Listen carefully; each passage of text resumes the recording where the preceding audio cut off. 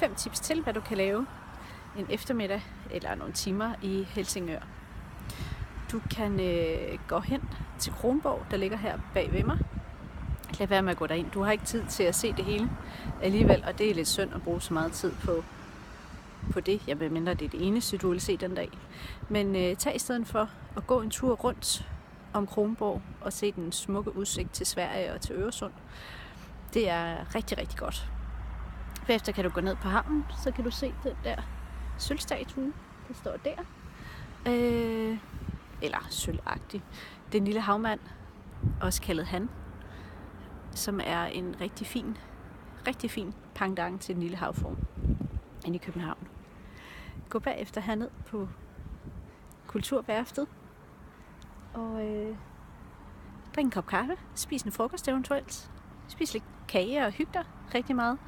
Det er et rigtig fin kultursamlingssted i byen.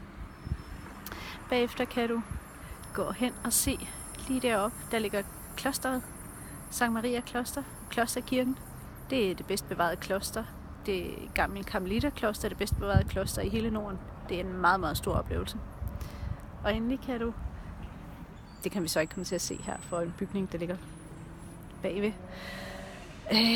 Gå hen og se Sankt Olaj Kirke, Helsingørs Domkirke. Meget, meget spændende sted, meget fint sted. Hvis du kan få en snak med kirketjeneren derinde, han er meget, meget flink. Han vil gerne fortælle gode historier. Ja, det var 5 ting, hvad du kunne se i Helsingør på en dejlig solskins eftermiddag.